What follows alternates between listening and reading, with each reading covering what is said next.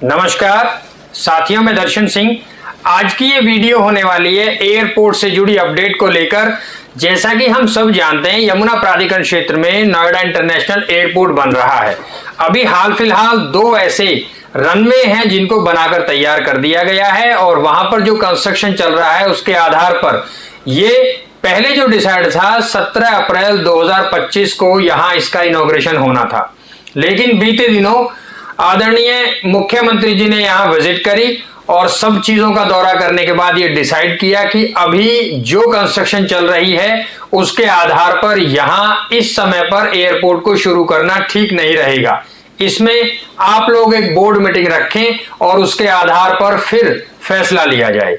वो board meeting रखी गई 10 मार्च को। जी बिल्कुल, बीते 10 मार्च को बोर्ड मीटिंग में ये फैसला लिया गया कि जो टर्मिनल बिल्डिंग है उसमें अभी कंस्ट्रक्शन बकाया है और कंस्ट्रक्शन पूरा ना होने के कारण लगभग 6 महीने इस पूरे इनॉग्रेशन की जो प्रोसीजर है उसको डिले कर दिया गया है। अब यदि हाल फिलहाल बात करें तो जो लाइसेंस मिला है उसके अकॉर्डिंग आने वाले 15 मई को यहां डोमेस्टिक फ्लाइट्स का इनॉग्रेशन करने की बात कही गई है। उसी के साथ साथ 29 जून को यहां पर इंटरनेशनल फ्लाइट्स का आवागमन शुरू कर सकते हैं। तो ऐसी प्लानिंग है जो बीते 10 मार्च को यहां पर फैसला लिया गया, उसके आधार पर अभी हाल फिलहाल ये जानकारी है। अब बात करते हैं कि यहां जो रनवे बने हैं तो आखिरकार क्या ये 2 रनवे ही रहेंगे जिसके आधार पर इस एयरपोर्ट का इस्तेमाल किया जाएगा? साथियों, इस प्रोजेक्ट में यदि हम बात करें तो ओवरऑल 5 रनवे होंगे जिसके आधार पर ये एशिया का सबसे बड़ा एयरपोर्ट इस्तेमाल होगा। यहां अंदर अभी लगभग देखा जाए तो इसका जो विस्तारीकरण चल रहा है उसके लिए तीसरे चरण की भूमि का भी अधिग्रहण हो चुका है। अब सिर्फ बकाया है तो अंतिम चरण के लिए भूमि अधिग्रहण बकाया है और आने वाले कुछ ही समय में उसको भी कंप्लीट कर लिया जाएगा।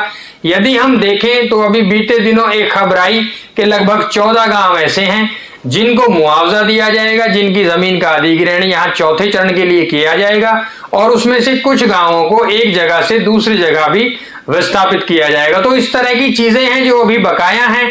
अब चौथे चरण का बहुत जल्द अधिग्रहण होने वाला है। तो ये एक ऐसी प्लानिंग है जिस पर लगभग हम सभी देखते हैं कि आसपास के पूरे जो भी आसपास के जिले या कह सकते हैं नजदीकी राज्य, उन सभी को इससे कनेक्टिविटी मिलने वाली है। भविष्य में इतना बड़ा प्रोजेक्ट जो है इसी को ध्यान में रखते हुए साथियों, ग्रेटर नोएडा का सबसे नजदीकी क्षेत्र यमुना प्राधिकरण का एयरपोर्ट है। उसी के साथ साथ यहाँ की परियोजनाएं भी डेवलप हो रही हैं।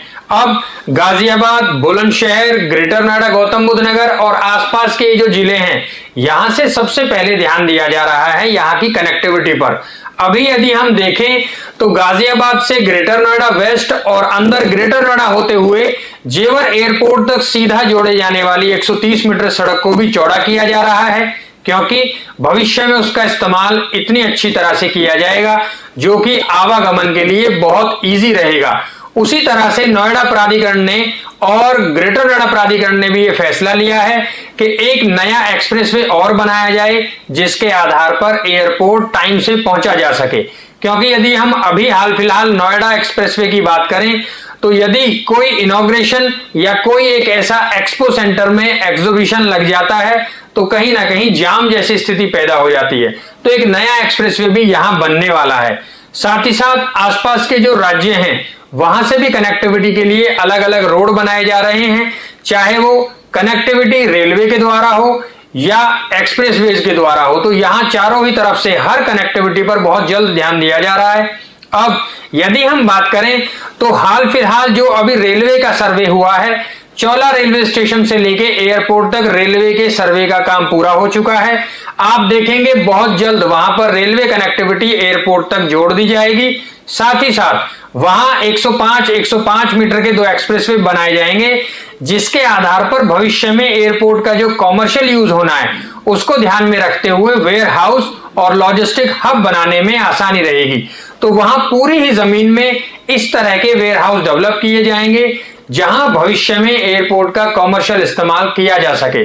साथियों, एयरपोर्ट में चौथे चरण में एक बहुत बड़ी बात सामने आई है। यहां एयरक्राफ्ट मेंटेनेंस की जो कंपनीज हैं उनके यूनिट्स लगाने के साथ साथ जो हवाई जहाज के इंजन बनाने वाली कंपनियां हैं उन सब की भी यूनिट्स के लिए यहां पर प्लॉट अलॉट किए जाएंगे। ये सारा ही एयरपोर्ट के दायरे के अंदर रहेगा। साथ ही साथ एयरपोर्ट के चारों तरफ एक पेरिफेरल रोड बनाकर उसे सिक्योरिटी पर्पस और आने वाले समय में कनेक्टिविटी के लिए इस्तेमाल किया जाएगा। तो यहां बहुत अच्छे डेवलपमेंट के आधार पर ये परियोजनाएं चल रही हैं।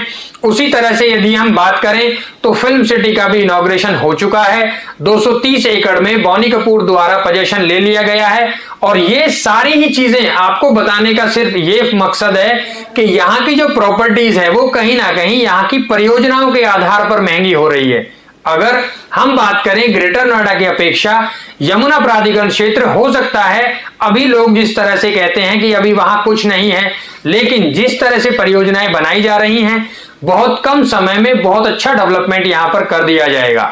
आप सभी देखेंगे कि जो इन्वेस्टर अब लगभग 1 वर्ष पहले यहां यमुना में निवेश करने आए थे और यदि उन्होंने निवेश कर दिया तो आज वो खुद जानते हैं कितना अच्छा मुनाफा वो कमा चुके हैं।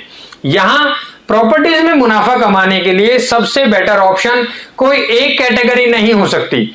आप प्रॉपर्टी में निवेश करें, चाहे आप अपने बजट अनुसार किसी भी प्रॉपर्टी में निवेश करें, आप बेशक आबादी में निवेश करें, एग्रीकल्चर लैंड में निवेश करें या जो रेजिडेंशियल सेक्टर्स हैं यमुना एक्सप्रेसवे अथॉरिटी के वहां इन्वेस्टमेंट करें या किसान कोटा प्रॉपर्टी जो यहां नोएडा, ग्रेटर नोएडा और यमुना तीनों ही अथॉरिटीज के कार्य क्षेत्र में किसानों को दिए जाते हैं। तो ये बहुत अच्छे ऑप्शंस आप सभी के लिए हैं। और अगर मैं बात करूं आने वाले समय के विषय में तो लगभग आने वाले 6 महीने जैसे ही एयरपोर्ट का इनॉग्रेशन होगा आप लोग देखेंगे कि यहां पर प्रॉपर्टी में कितनी तेजी आने वाली है, क्योंकि एयरपोर्ट के इनॉग्रेशन के साथ साथ आसपास की जो कनेक्टिविटीज हैं, चाहे वो रैपिड मेट्रो हो, रेलवे कनेक्टिविटी हो या आसपास में जो भी एक्सप्रेसवेज के द्वारा कनेक्टिविटी दी जा रही है, उसके आधार पर यह तस्वीर आपको बहुत जल्द बदलती दिखेगी। आप यदि हम एवरेज बात करें तो यदि जो निवेशक ऐसे हैं जो यहाँ एग्रीकल्चर लैंड में निवेश करना चाह रहे हैं उनके लिए विकल्प आज यहां शुरू हो जाता है। लगभग 25 से 30 लाख रुपया बीघा जमीन यहां पर मौजूद है, जिसके आधार पर आप इन्वेस्टमेंट करके यहां एक सुरक्षित पैसे बढ़ोतरी में यानी एप्रिसिएशन कमा सकते हैं। सुरक्षित तौर पर इन्वेस्टमेंट करने से मेरा मतलब यह है कि जिस जमीन को आज आप खरीद रहे हैं वो ऐसे कार्य क्षेत्र में आप खरीद सकते हैं जहां पर आज नहीं तो आज के दिन एक्विजिशन प्राधिकरण द्वारा कर लिया जाएगा। तो उसमें सबसे सुरक्षित बात यह है कि आप जो आज इन्वेस्टमेंट कर रहे हैं, जब आपको आपकी प्रॉपर्टी का मुआवजा मिलेगा तो आपको सरकार द्वारा एक अच्छी खासी रकम दे दी जाएगी जो कहीं ना कहीं एप्रिसिएशन आपको दिखेगा।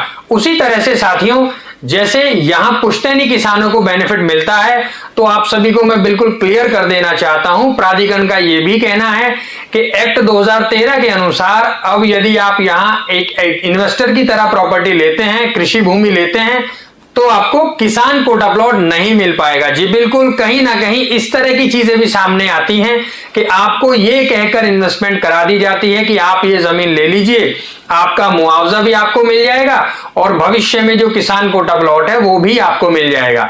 ऐसा इसलिए संभव नहीं है क्योंकि प्राधिकरण ने सीधे तौर पर यह कह दिया है कि 2001 में जब यमुना एक्सप्रेसवे अथॉरिटी का गठन हुआ तो वहां उससे पहले जो निवेशक हैं जिन्होंने यहां इन्वेस्टमेंट कर रखी थी एग्रीकल्चर जमीन में, उन सभी को पुश्तैनी करार दिया गया।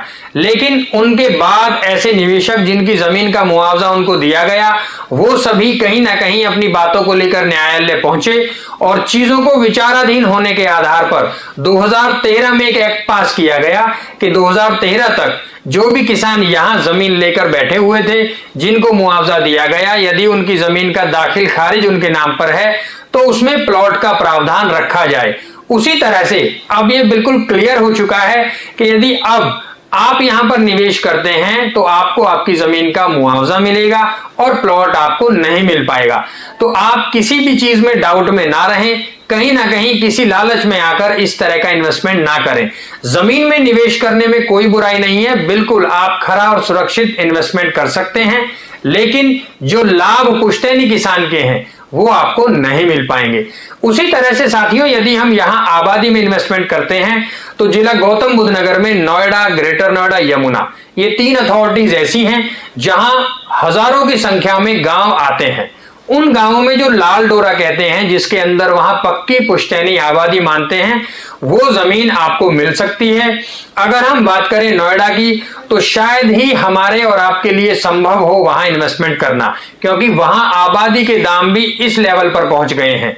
उसी तरह से नोएडा की अपेक्षा यदि देखें, ग्रेटर नोएडा भी आज अच्छी खासी आबादी के प्राइस में आप देख सकते हैं वहां प्रॉपर्टीज अवेलेबल हैं।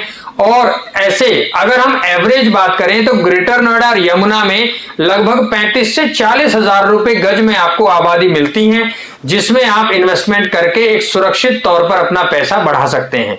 फायदे उसमें इस तरह से हैं कि आप यदि आबादी में इन्वेस्टमेंट करते हैं और यदि आप एंड यूजर हैं, एंड यूजर से मेरा मतलब है आप अपना घर बना के रहना चाहते हैं या कोई ऐसा व्यापार करना चाहते हैं कि आप उसमें किसी भी अथॉरिटी के टर्म एंड कंडीशन से बाहर रहें, तो आपके लिए आबादी का बहुत अच्छा विकल्प है। उसी तरह से साथियों, आबादी में इन्वेस्टमेंट करने के साथ साथ आप वहां रूम रेंट बना सकते हैं, क्योंकि बहुत बड़ी संख्या में ऐसे गांव हैं जिनके आसपास इंडस्ट्रीज के सेक्टर लगाए गए हैं। तो आपके लिए यह भी एक अच्छा विकल्प साबित हो सकता है कि जहां गांव के पास में इंडस्ट्रीज हैं, वहां गांव में किराएदारी के लिए कमरे आप बना सकते हैं और अच्छी मंथली इनकम आप अपनी बना सकते हैं। तो साथियों, बहुत अच्छे विकल्प हैं, बस जरूरत है तो इन्वेस्टमेंट से आके यहां विजिट करने की, घूमकर देखने की और चीजों को समझने की। तो अच्छी इन्वेंट्री, अच्छे और सुरक्षित निवेश के लिए किसी भी तरह की कोई जानकारी लेना चाहते हैं, नीचे स्क्रीन पर हमारा नंबर दिया गया है, आप ये नंबर डाल करके वो जानकारी ले सकते हैं। आप सभी के लिए शुभकामनाएं। नमस्कार।